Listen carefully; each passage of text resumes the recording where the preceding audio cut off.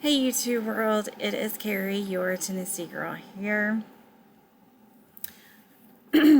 and hope you guys are having a great week. It is Wednesday. The weekend is inching its way here, so it's almost there. This is day 3 and the final day of my series of steps to becoming a homeowner. So if you haven't watched video 1 and 2, go watch video 1 and 2. Video 1 talks about the importance of a pre-approval and why we need that. That pre-approval is very, very, very important, okay? Video number 2 talks about what happens after we have the pre-approval, and then the layout, the steps of becoming a homeowner, what happens to when each step. It also talks about your buyer's agents, what they do for you, and the buyer's rep that we have to have signed now. And talks about how your buyer's agent gets paid. And then it talks a little bit about the Caldwell Banker website and my website that has some really, really fun tools on there. So y'all go check it out. If you haven't watched video 1 and 2, go check those out. Today we're going to talk about home preferences, making an offer, and closing on your home. So if you have watched my other 2 videos, you know I'm using my handy dandy house buying guide that if you contact me, hire me as your real estate agent, we will sit down in a buyer's consultation and you will get this book. So one of my favorite pages on here is this housing preferences page right here. This is a great resource and tool for me, for you too. So in our initial conversation, when you call me and say, Carrie, I am ready to buy my home in Tennessee, I am going to ask you, what are you looking for in a home? What is that vision in your head of moving to Tennessee? What does that house look like? How many acres is it? How many square feet? How many bedrooms? How many bathrooms? Is it open floor plan? Is it not an open floor plan? Is it brick? Is it siding? Is it cabin? Is it all of these things? Because I want to know what vision you have in your head so that I can help you make that become a reality within your budget. That's very important. Within your budget. Okay. I can't make magic happen, y'all. I can't make 20 acres and 3,000 square feet move-in ready, absolutely gorgeous. I can't make that happen for 300,000, right? So within your budget. So this page, we'll go over it. So we have features, and then we have this middle area where you can write in what specifically you're looking for in these areas. And then there is an importance of, you can label them importance of 1 to 5. How important is this to you? So we have the view. Do you want a view? Do you want a mountain view? Do you want farmland? Do you not care about a view? Architectural style, swimming pool, deck, patio, is outdoor area important to you? A garage, lakefront, floor plan, what kind of floor plan do you want? Room sizes, bedrooms, bathrooms, living room, family room, bonus room, game room. Do you need a bonus room? Dining room, do you need a separate dining room or is an eat-in kitchen okay? The kitchen, and then the community and location. What area of Tennessee do you want to be in? And how important is convenience? For example, how your convenience to your job. Do you not mind to commute? Are you okay to commute 30 minutes to an hour each way, or do you want to walk out your door and walk down the street to work? Convenience to transportation. How close do you need to be to the airports? Convenience to shopping. Do you want to be out in the country so you don't mind driving 20 to 30 minutes to the grocery store or to shopping, or do you need to be closer than that?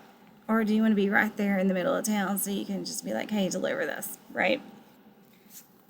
Convenience to schools and to daycare and to recreational facilities, all of those things.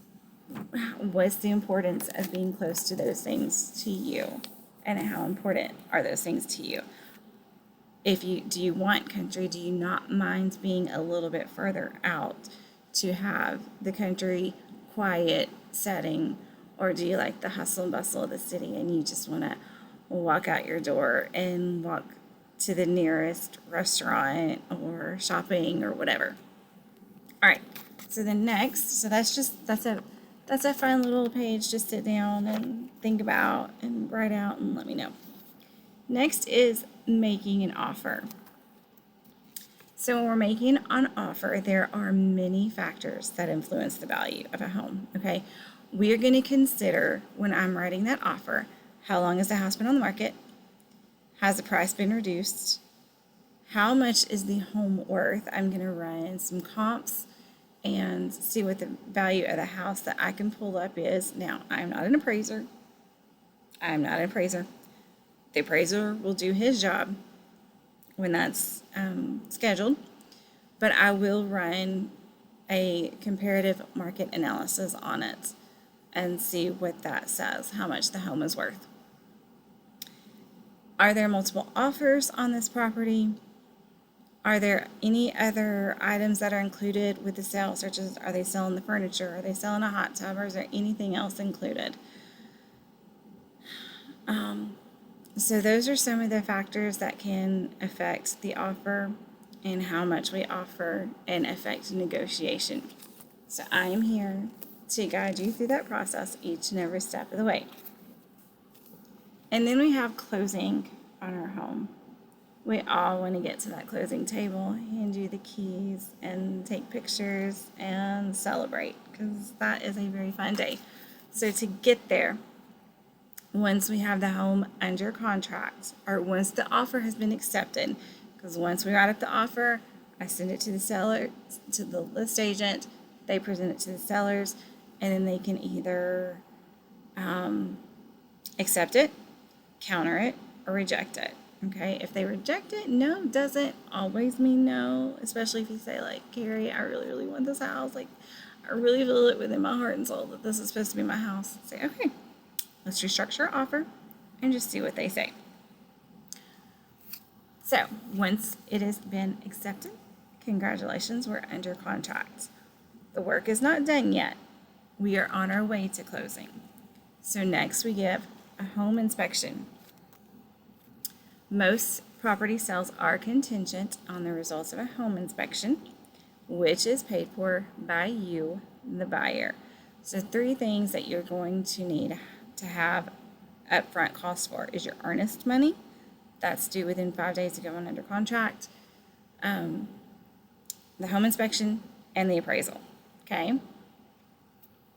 The home inspection typically occurs within 10 days of an offer acceptance and includes a review of the home's exterior, like the roof, siding, trim, and windows, then the kitchen and bathroom and appliances, and the major systems like your heating and cooling system and the plumbing and electric. If defects are discovered during the inspection, then we can ask for those repairs to be made. We can ask the sellers to make those repairs.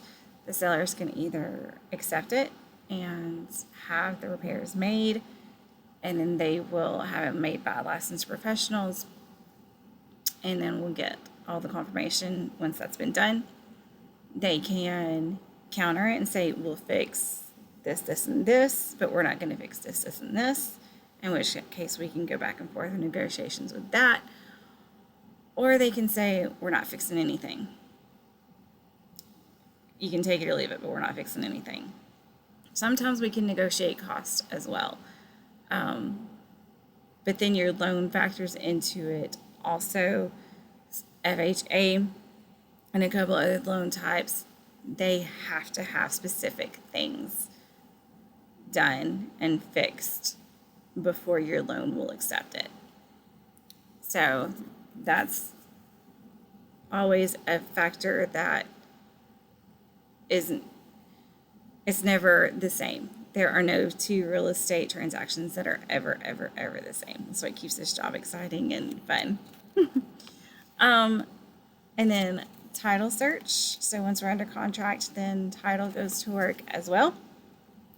The title search is a historical review of all legal documents relating to ownership of that property to ensure that there are no claims against the title of the property. All right. Then we have the appraisal. The appraisal is a standard part of the mortgage process. If you are financing the money, if you're paying cash, it's your choice to have an appraisal. If you are financing the funds, then your mortgage company will require an appraisal. And that will the appraisal tells us how much the home is worth. And then once we're through all of that and we get the clear to close, and within 1 to 2 days of our closing date, we will do a final walkthrough. We'll meet at the home. We'll walk back through it together to make sure that everything we have asked to be done, whether inspection or whatever, is in order and complete, and that the house is left in good condition for you to walk into the next day. And then closing costs. So in addition to your deposit and down payment, there are a variety of other costs that include the loan origination fees, appraisals and reports, surveys and inspections, mortgage insurance, hazard insurance, taxes, assessments, title insurance, notary and escrow fees, recording fees, stamps, and legal fees if that applies. All right, y'all. So that is the ends of steps to becoming a homeowner. If you watched videos 1 and 2, and then you watched this one, then you have just completed my home buyer's consultation. But if you are considering moving to Tennessee, you can please contact me. I will be happy to sit down with you, give you one of my books, meet you face to face, and guide you through this process. Real estate is more to me than just selling houses. It's personal. It's relational. It's helping you solve a problem that you otherwise would have a very difficult time solving on your own. I know some people do sell and buy without agents. That gets tricky. That gets really, really tricky because you can end up in a lot of legal mess, legal fees, legal things like that. But real estate it's about meeting new people, building friendships, and solving problems. So if I can help you in any way, please, please, please contact me. I would love to meet you. I'd love to talk to you. And my information is on my YouTube channel. It's in my bio. It's on TikTok. It's on Facebook. It's on Google. So let me know in the comments if you have any questions. And I will see you guys next time. Bye.